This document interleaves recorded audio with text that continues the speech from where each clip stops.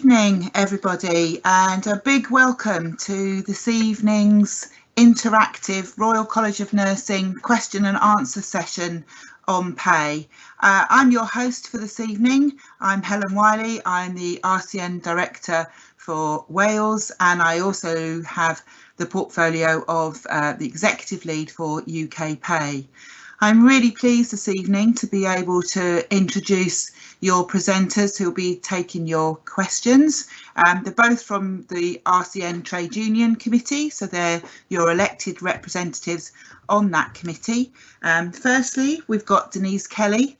Denise is the Trade Union Committee member for Northern Ireland.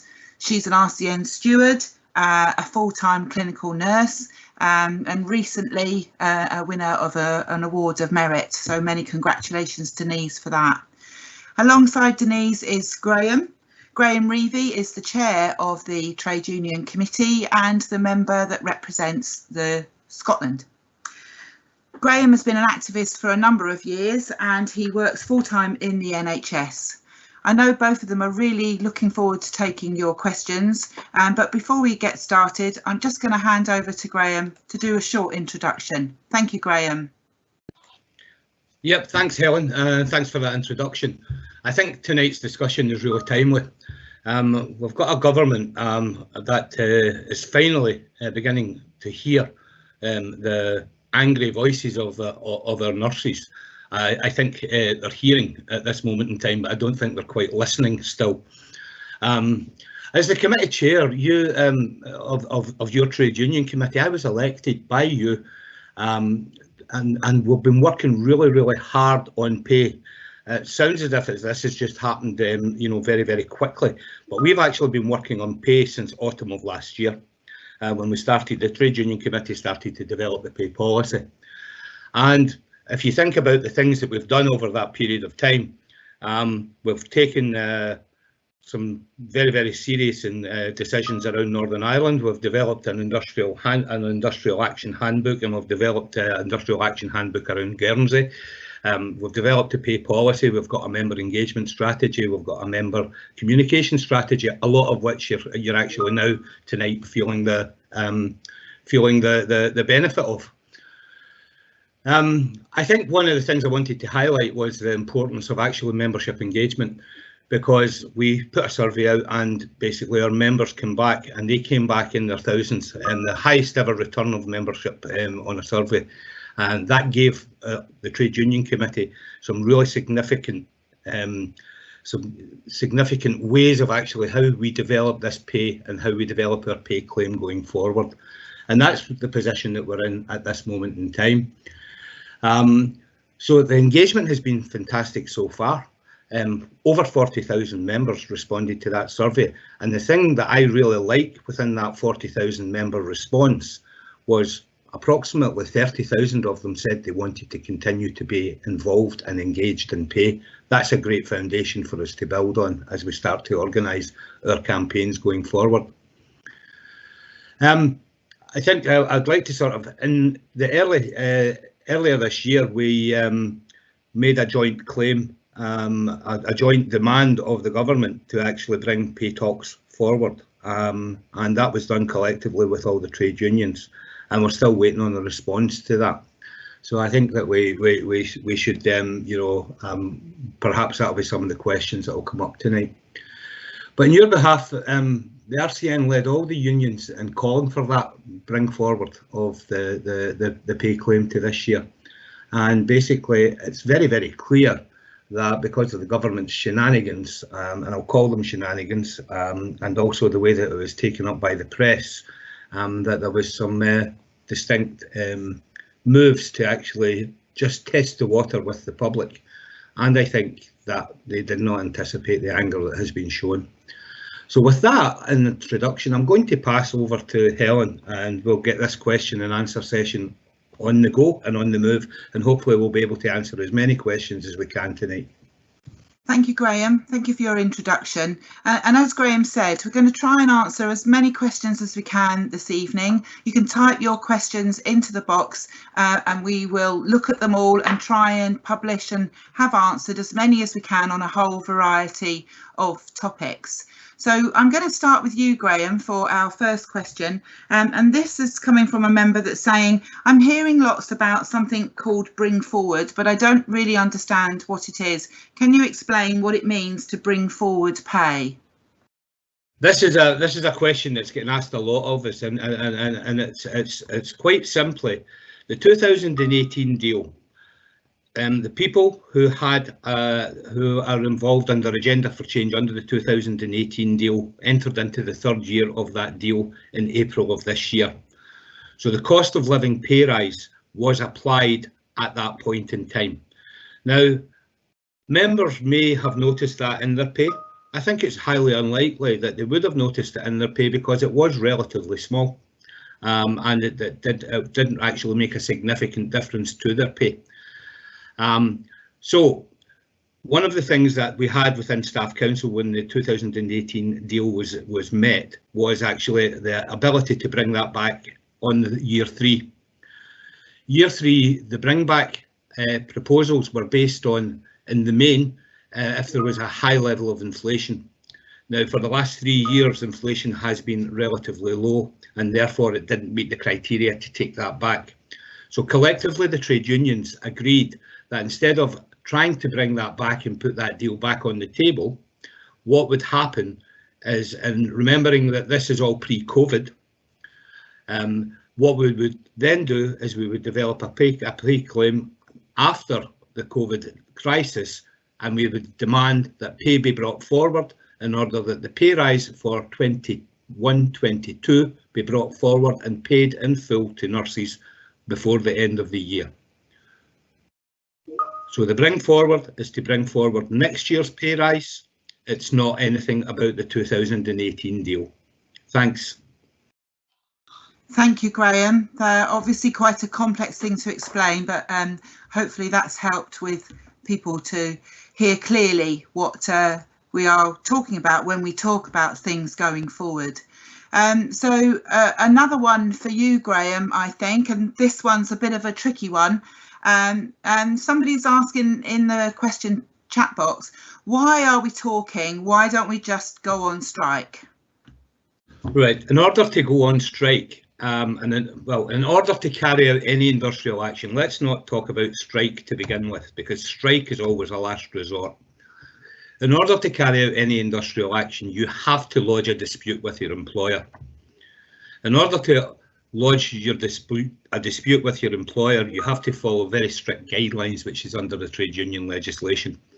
So that's infringement of employment rights, infringement or actually demanding a pay claim in a period of a negotiation where you do not think you're being treated fairly and appropriately as a trade union. So you need to first and foremost lodge a dispute before you can actually go down the route of balloting members for industrial action. Trade unions are bound by the laws which govern, which is the Trade Union Act. It's very, very draconian. The trade unions opposed the act, but it was imposed on unions, and in particular, public sector unions have a really, really tough time in actually meeting any of the standards that you would have to do within a balloting process. It's quite severe. If people want to know more detail of that, I can explain it, but you know, ultimately it means that whoever the people that are affected, you have to have 50% of them voting for industrial action, and you have to have over 50% of the representation of the group having cast their ballot. So basically quite high standards to meet. Thank you, Graham. This one now is going to be for you, Denise. I hope people can hear me. I'm having a little bit of trouble with my sound, so I'm sorry if I'm speaking a little bit loudly. So Denise, people are asking as well, questions coming in. What are we thinking about in terms of campaign strategies? What can we use that will make things different from the last time? What campaign strategies will the RCN employ? Okay, thank you for your question, Helen. Very good, and I can speak uniquely about our position here in Northern Ireland and the strategies that we use to engage, to empower and to educate our members. So we are working in terms of how we will get that out to the members. I want to remind people that we are the membership, we are the union, and the most important thing that we can do is to galvanise staff, to educate them, to make sure they're ready and have them on board, have them sharing that message. We need to have social media support. We need to have written literature. We need to make everybody remember we are the membership, we are the union. And I do believe, given our success here in Northern Ireland, that that can be replicated in the rest of the United Kingdom. Thank you, Denise. I think we've all been watching the situation in Northern Ireland, and I know there's been lots of learning from what's happened over there, which I'm sure there'll be a few more questions about that coming through as people are writing them in the chat box. So I'm going to go back to you next, Graham. Obviously like to keep you on your toes, make sure that I throw a good few questions the way of the chair. Sometimes it's a little bit of sweet revenge for me for a variety of pulling papers together with you for the Trade Union Committee. Okay, for those of us new to the whole election process, could somebody create a brief overview about how pay negotiations work for us as the members that are new to this process? What normally happens within the NHS, pay first and foremost is set by government. Okay, the government choose the mechanism in which to set that pay award. Normally, what has happened over, I think probably since 2004, is that the trade unions have submitted evidence, both individually and collectively, to a group called the Pay Review Body. The Pay Review Body takes its evidence in the autumn, reports back to government in the spring, and the pay is set by government for the April the 1st date. In the 2018 deal, that was negotiated, and the government put negotiating machinery to take place, in which the trade unions could then negotiate with the government, with the Department of Health, around the pay deal that was sorted at that point in time. Where we are at this moment in time is we are attempting to get to a point of actually having a collective trade union response and a trade union ask around pay. And the RCN at the moment is working very hard to let the other unions understand exactly where we are coming from on what we consider to be a fair award for pay. So this at the moment is the pre-negotiation prior to going and entering into any negotiation. So what can happen and what could be the next steps? Number one, the government potentially, and probably much more likely, could issue a remit letter to the Pay Review Body and ask the Pay Review Body to report on pay, and then we would follow that process. The RCN is ready with its evidence and with its commitment to actually put all of that into operational reports to give both written evidence and oral evidence should that process happen. Thank you, Graham. Yeah, the other option may be that there may be a negotiation could take place, but the government have not indicated which way that they're going to go, Helen. Thank you, Graham. And it's obviously quite a complex area that's quite challenging to answer in a question. So thank you for doing that and setting that out so well for people to understand. One question we are getting on the chat is about what the union's stance is on public demonstrations in a pandemic. So I thought it'd be helpful if I just gave a bit of background to that, because obviously there are a number of protests planned for the early part of August locally right across the UK, and clearly the RCN supports individuals' rights to protest and make their voices heard, and always keen that we do that when it comes to issues that affect both nurses and the patients that we care for. The events that are coming up are not organised by the RCN, but they have been discussed by our council, and we are working at supporting members who wish to attend them as individual RCN members. I'm going to turn to you next, Denise. A question for you. Can you just talk us through what you think we have learnt from our previous pay rounds in 2018 and what's going to be applied then as we go forward into this pay round? There has been a lot has been learnt from the 2018 pay round. We've had a change in our committees. We have had a change in our governance structures. There has been the independent governance review, of which all our members have been shared the outcomes. So we are committed this time to ensuring that we're being open, we're being honest, we're being transparent, and very much focused. The old saying, nothing about us without us. We're very much focused on being member-led, and we will ensure that we're open, we're transparent, and any final offer will be brought back to our membership for full consultation. The decision will lie with our membership in terms of how we go forward.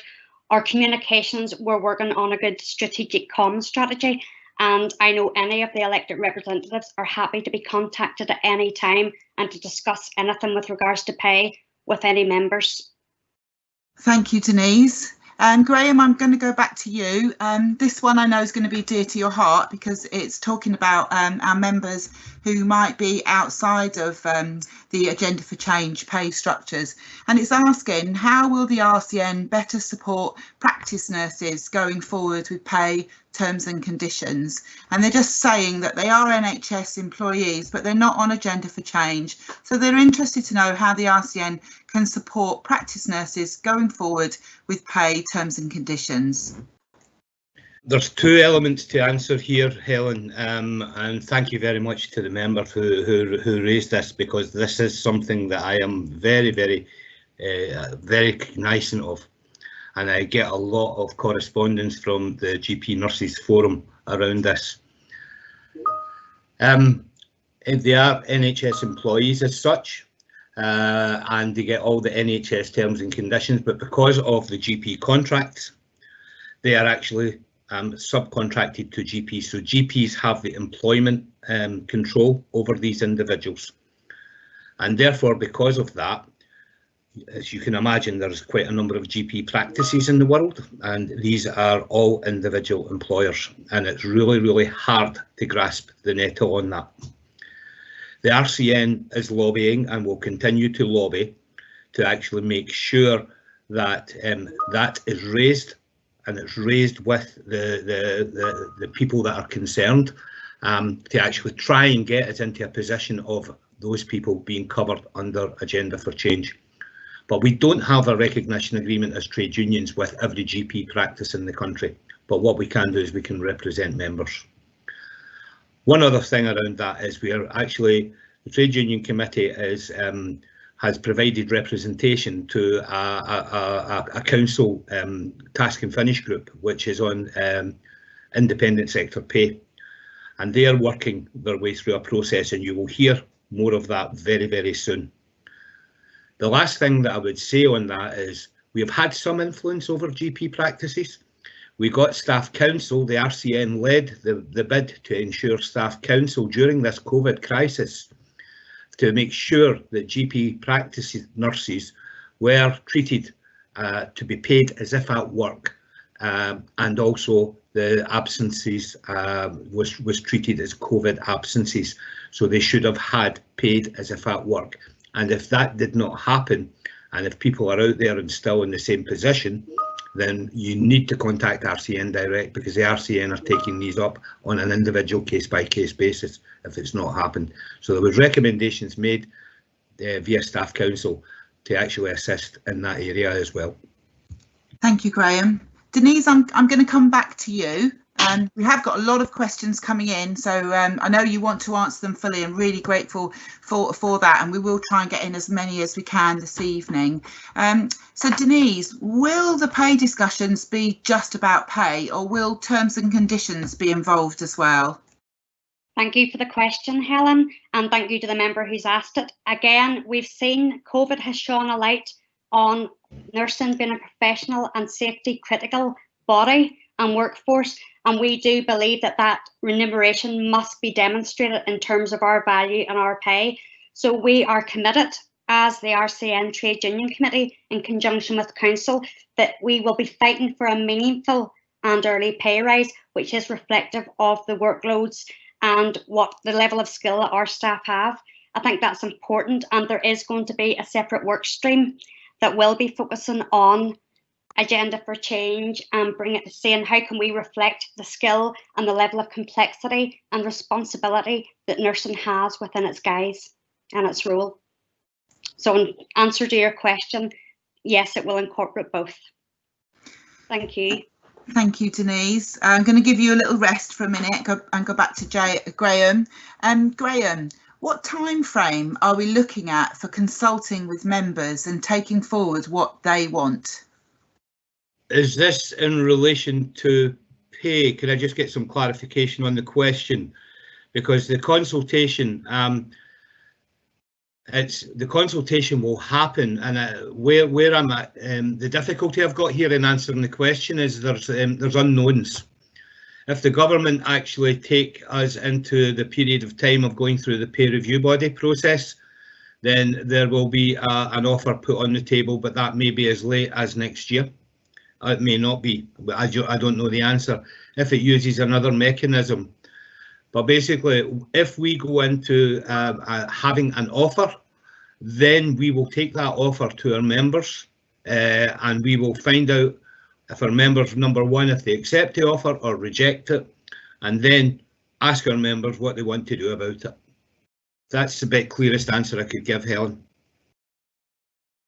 Thank you, Graham. And as you say, the complicated different processes that may happen and are going to play out in front of us, aren't they?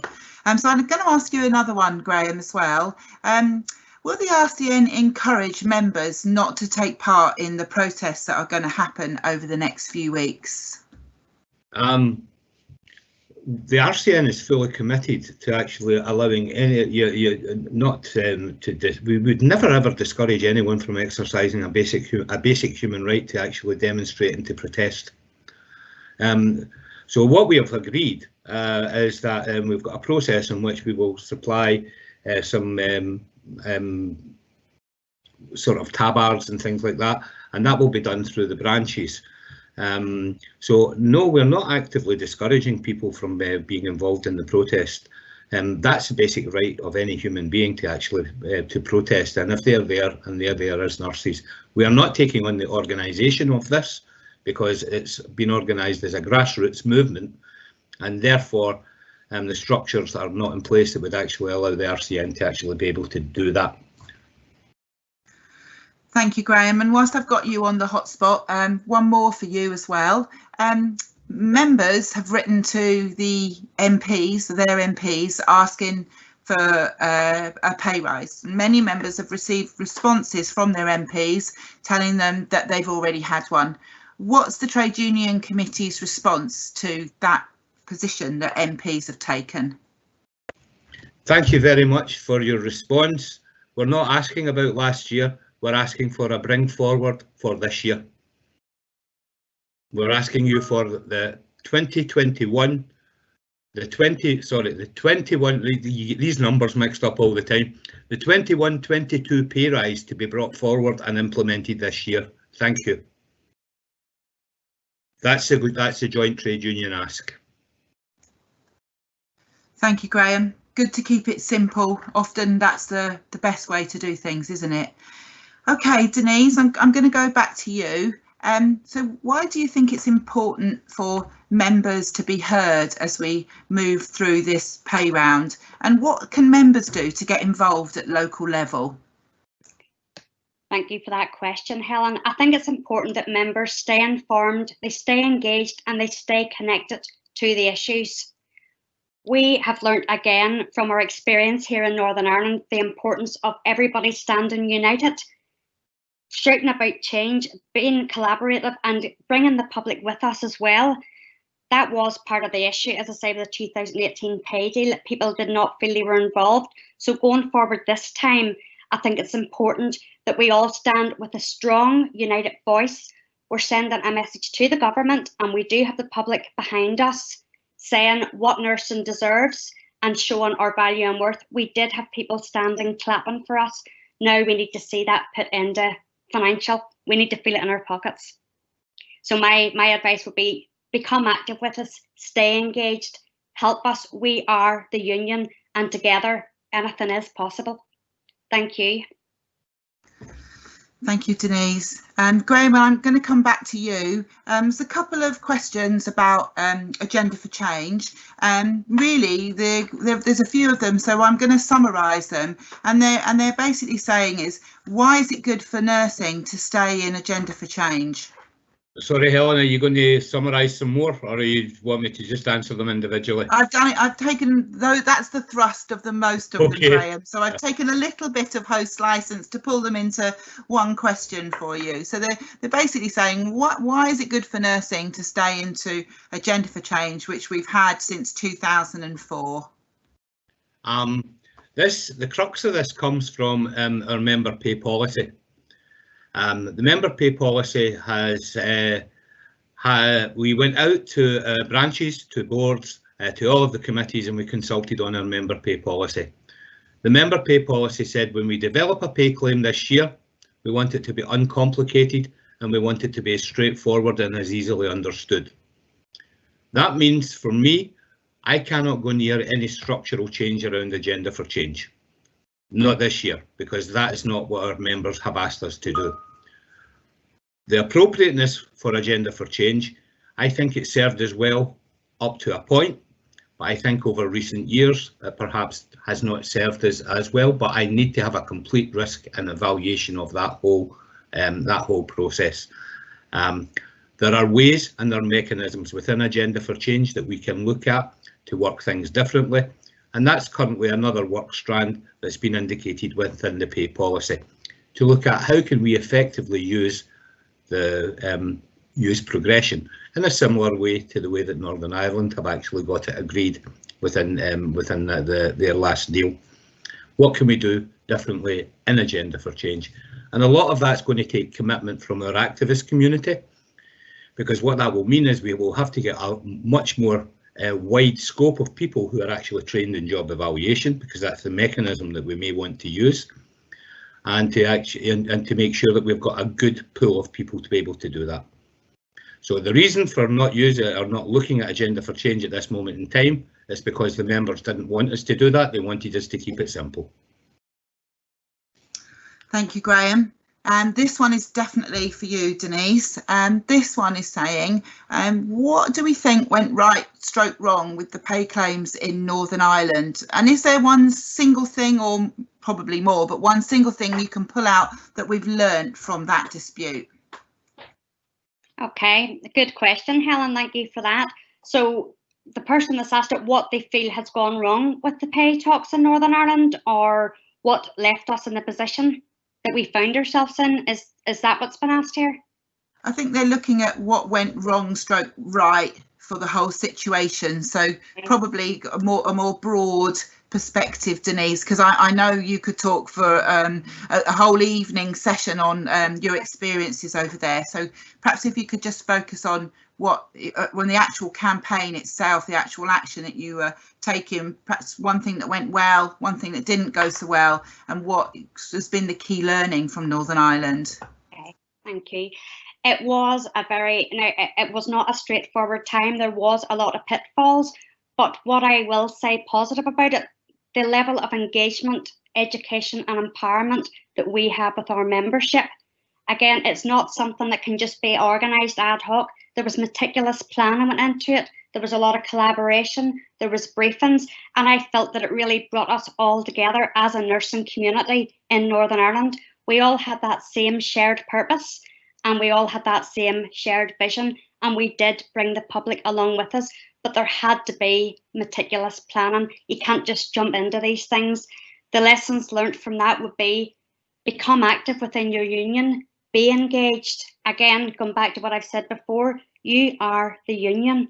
This is you. So we need you to be active with us, to come with us, follow us on this journey, and we will achieve what we want as a profession and as a union. So reiterating, members, please become active with us, engage, and let's be empowered and let's move forward to the future together. That would be my learning. Thank you. Thank you, Denise. So I'm really glad that you were on the panel answering this evening, having that question come up. So it's really good to get that sort of first-hand experience from you. And this in some ways fits into you describing your experiences. And this one's for you, Graham. The person is asking, they're saying, I hear some of my colleagues saying they're going to leave the Royal College of Nursing and go to another union because the RCN isn't strong enough when it comes to getting us more pay. What's your reaction to that type of comment? First and foremost, my reaction is please don't do that. I have the privilege of leading a very, very focused trade union committee. I have the privilege of being advised by a very highly motivated team within the RCN. I can guarantee that the award that we are seeking is one that reflects the skills, the knowledge, the responsibilities, and the very complex roles that everyone has. I said before that what we are trying to do and what our negotiator is trying to do at the moment is to make sure that all of the other unions understand exactly the RCN's position on this. We are leading many of this. The RCN led the fact that we actually wanted to put forward a bring forward date, and that came from nursing because of the impact that nursing has went through due to COVID. We listened to our members. Our pay award is based on what our members told us. I'd ask you to actually wait and see, and I'd ask you to reflect on the fact that for the first time in the RCN's history, we actually moved into industrial action in Northern Ireland. So don't let anybody think this is an amby-pamby union, because we're anything but. And I am not known as an amby-pamby man, and I promise you this, I will take everything forward that I potentially can to fight for nursing and to fight for you. Thank you, Graham. I'm sorry, getting slightly distracted by the cat going past the window outside, so I do apologise for that. Denise, I'm going to give Graham a little breather for a minute, and I'm going to come to you. There are a lot of petitions being circulated at the moment on the issue of particularly NHS pay, and one of those petitions has reached 10,000 signatures, 100,000 signatures, I do beg your pardon, so it should be considered in Parliament.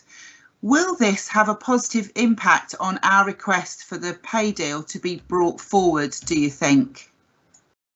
Thank you, Helen. That's another excellent question. I would say, given how nursing has stepped up during the whole COVID-19 pandemic, any petition and anything that we can get out there in the public domain and gets the public behind us to support us on our ambition and our aim for a substantive, meaningful pay rise can only be helpful. So welcome it, I encourage it. And I do think that, yeah, it would be very advantageous to us. Again, anything that we can do to have the public support behind us. We have the public with us. We are the most trusted profession. And again, I think we need to galvanise that, but not risk turning public against us. These petitions, I welcome them. Thank you, Denise. Graham, I wonder if you want to answer the same question, if there's anything you want to add to that. So the question was about a petition reaching 100,000 signatures, which will be heard now in Parliament. The questioner was asking, do we think that would be positive in our push to bring forward the pay for 2021? What I would suggest is that any noise in the system that creates noise of nurses creating legitimate noise in a period where we're under the pandemic and under the restrictions is good noise. I think we need to highlight to members that the petitions actually get us into the position of creating a parliamentary debate. These debates do not actually influence the decisions as such, but they do create a bit of public awareness and public, a bit of public scrutiny. We only had to look back at the last debate that was called for, I think it was maybe about 6 weeks ago, where we had about, maybe half a dozen people in the chamber.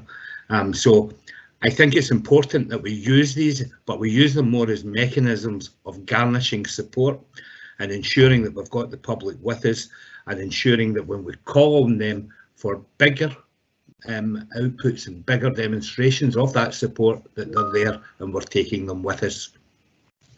Thank you, Graham. It's really good to get both of your perspectives on that one, because I think it's really important that we've thought through what we think about the public and the support that we've been seeing, particularly over the last few weeks and months as we've been going through the COVID pandemic. OK, Graham, I'm going to stay with you. It's a straightforward question, but it's one that you might find a little bit tricky to answer, and that is, what awards are you seeking? I think it's referring to a pay award for the NHS. Yeah,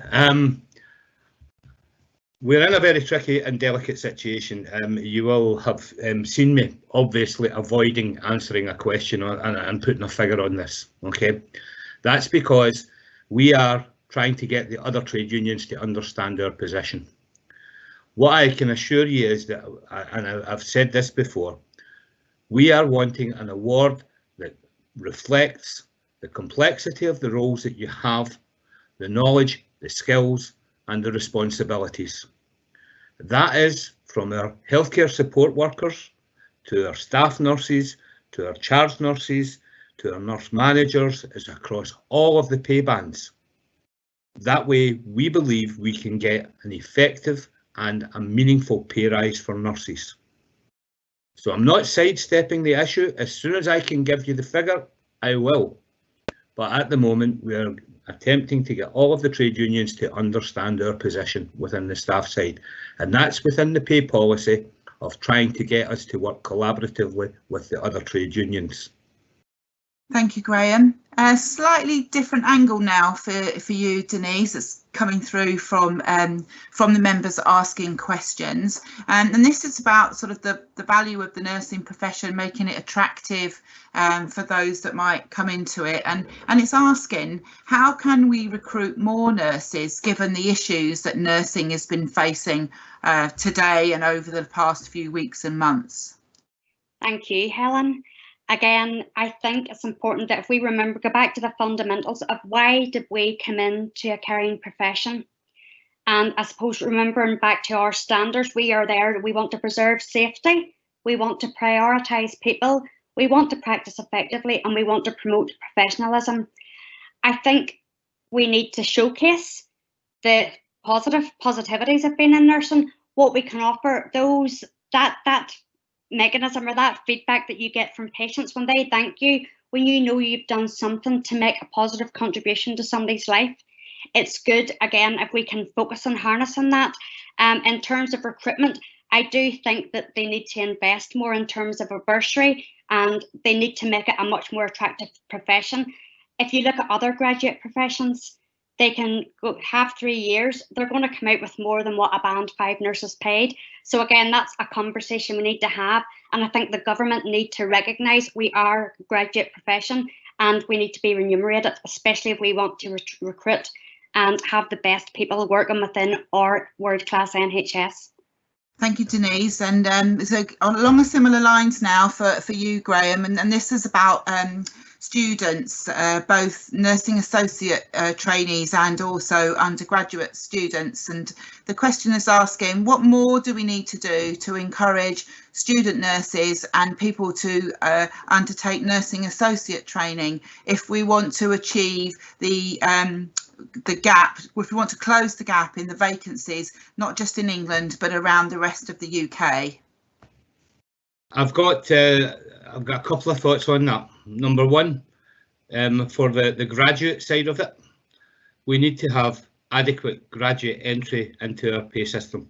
So basically we need a system that actually treats all graduates in a very similar way. At the moment, graduates for nursing come in about 5,000, I think it's about £5,000 less than teaching graduates, for example.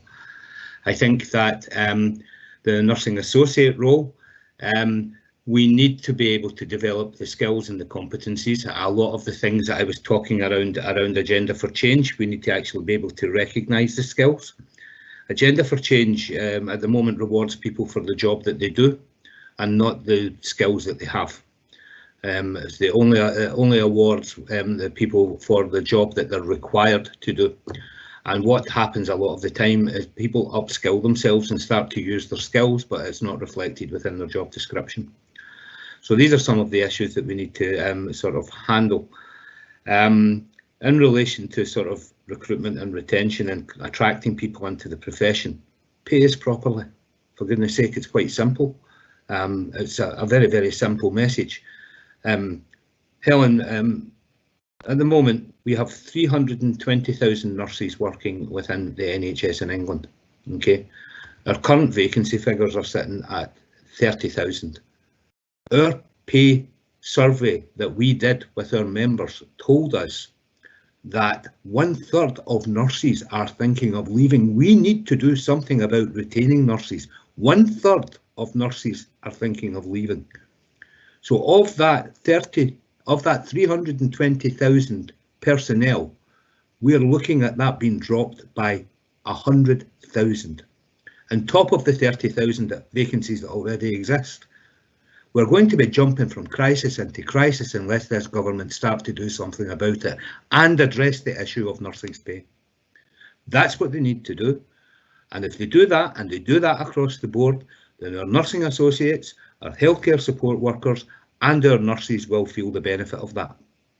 Thank you, Graham. Some really stark statistics that you reference as well in that answer, which I'm sure the audience will find quite shocking, as I know that I did. I'm going to bring you back to the kind of the pay issue again now. I'm going to stay with you, Graham. And I do like to put you on the spot, so I'm going to ask you one that I think is really important that the Trade Union Committee and you as the chair answer. So the question's coming up in the chat line. It's saying, we thought that the RCN had our best interests in mind in 2018 and we feel let down about that 3-year deal. How can we trust the RCN this time? The 2018 deal was a deal that confused our membership. Some people done very, very well out of it. People may notice the colour of my hair. I've been in nursing for quite a number of years. Any time that pay reform is put on the table, it's always been my experience, whether that was through clinical grading or whether that was through the initial Agenda for Change when we changed onto that, when we moved from Whitley to Agenda for Change. Any structural reform always looks after the bottom of pay scales and the people at the top suffer. RCN made a mistake of not separating these two issues in the communications that it had with members. That's one of the reasons why we reflected on that, and as we put the pay policy out for consultation, we wanted an uncomplicated pay policy. So what we have got now is an RCN that has a clear passage forward, that needs supported by its members, that will be formed and shaped by its members, and will involve its members in the final conclusion of acceptance or denying any of the deals that are put on the table. I believe I've got an important principle that I want to actually just put to members. I will never win a race if I always have to keep looking over my shoulders and looking back. The RCN has learned the lessons from that. We have had the ERS report. We have got a different way of working. Hopefully members are starting to experience that.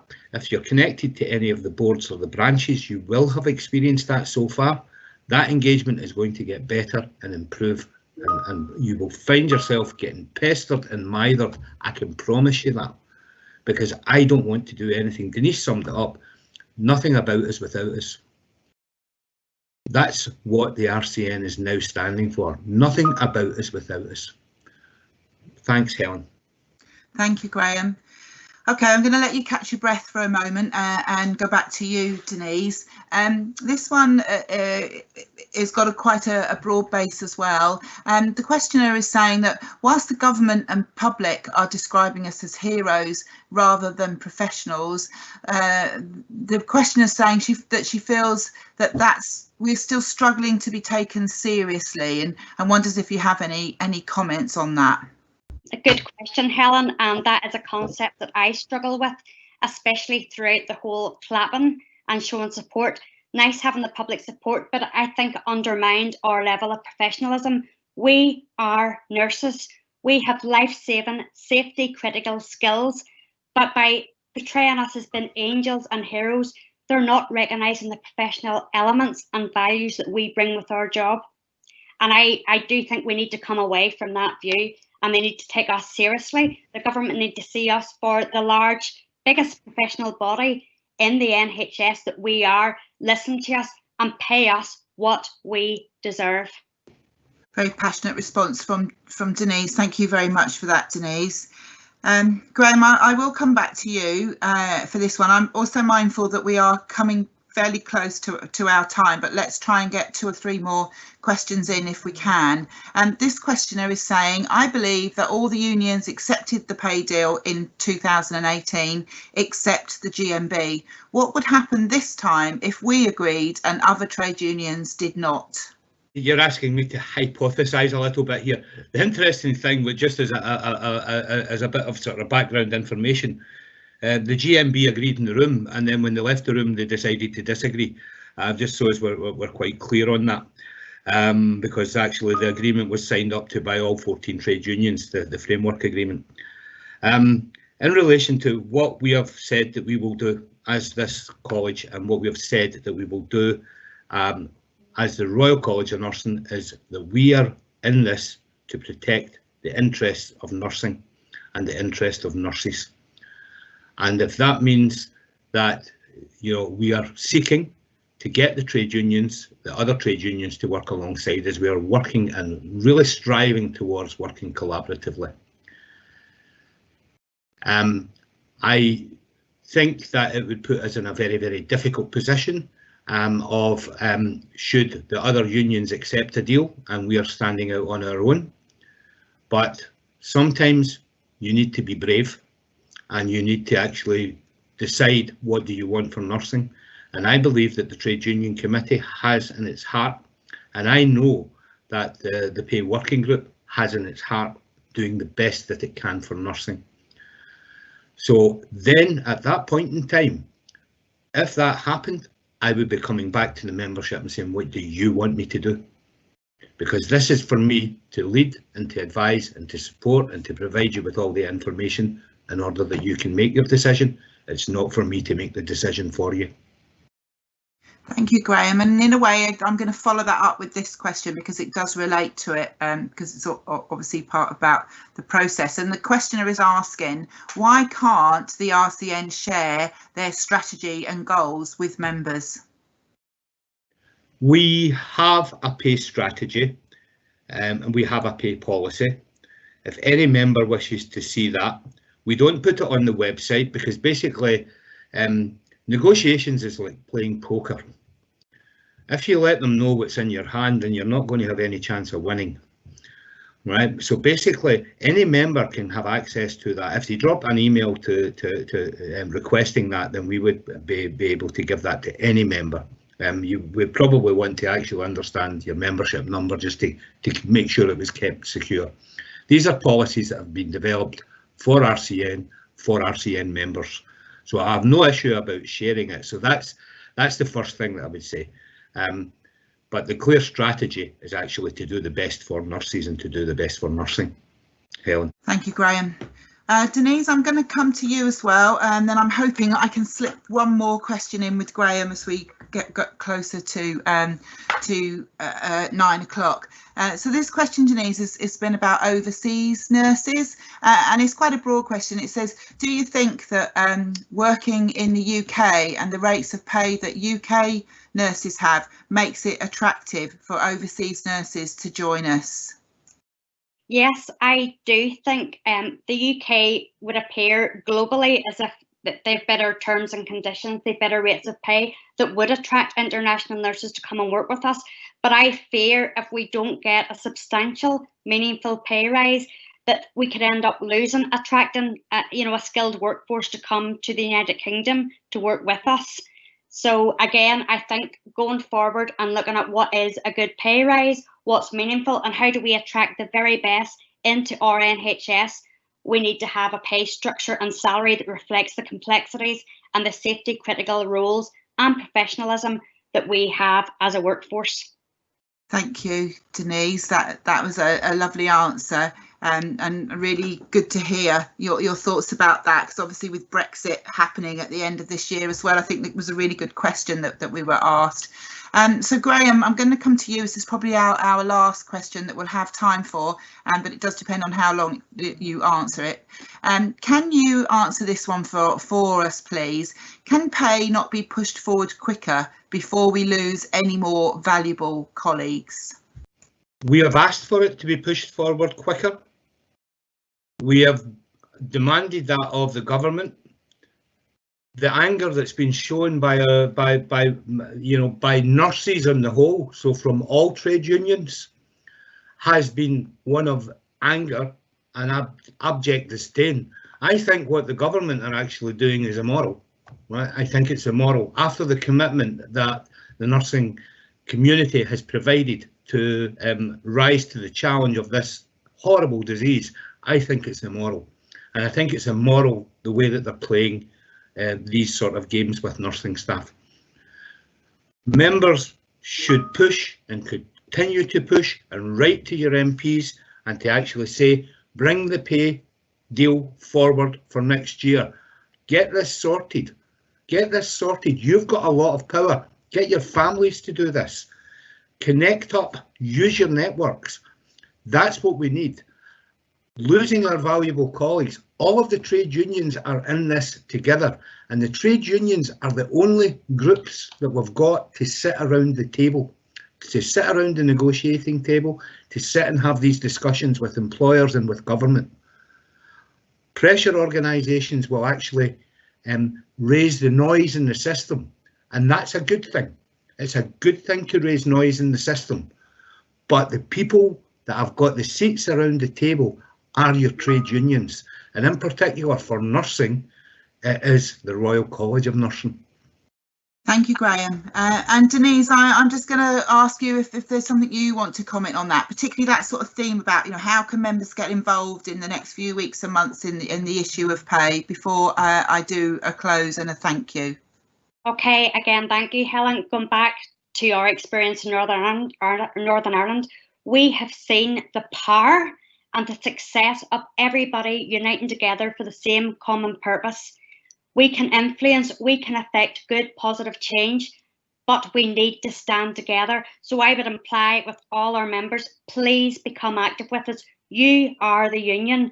So let's get out there, let's get your voice heard, and let's affect positive change for our membership and for our profession. Thank you, Denise.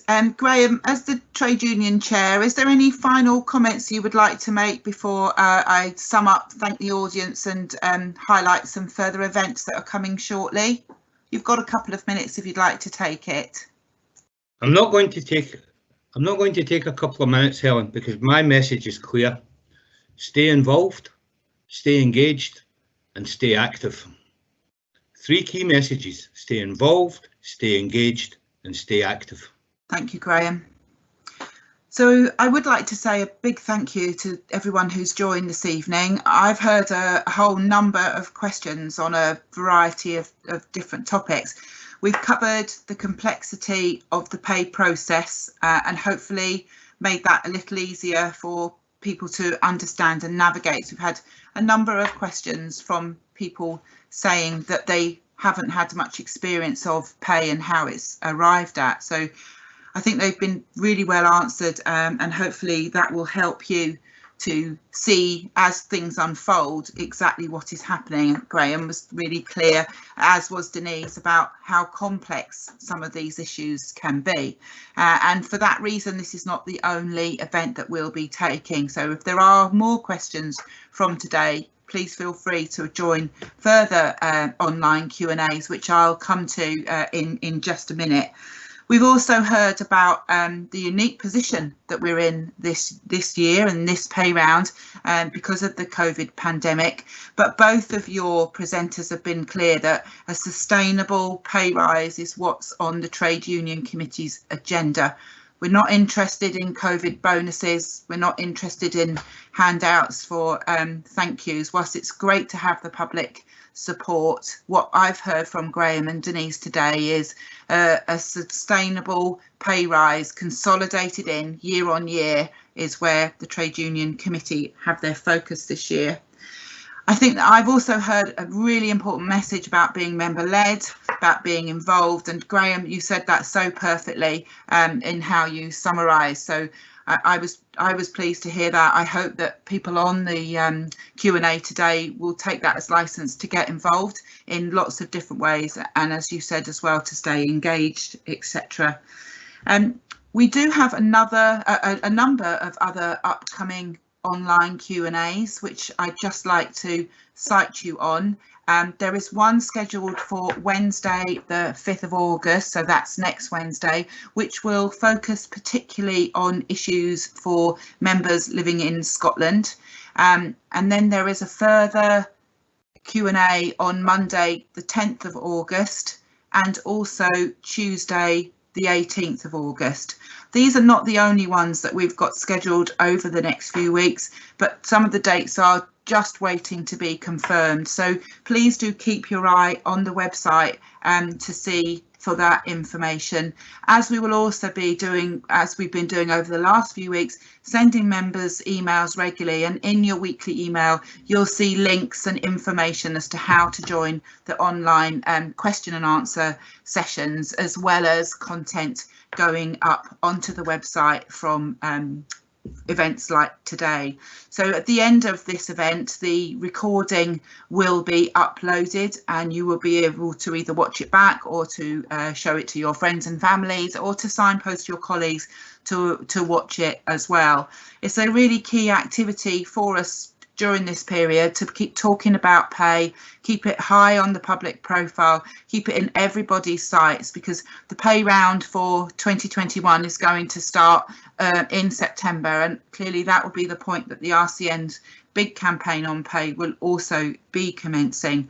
So it just remains for me to thank you once again for joining, for giving up your time this evening, and to thank our presenters who have answered your questions so well to come along this evening. So a big thank you to both Graham and to Denise, and a very pleasant rest of the evening. Thank you for joining us. Good evening.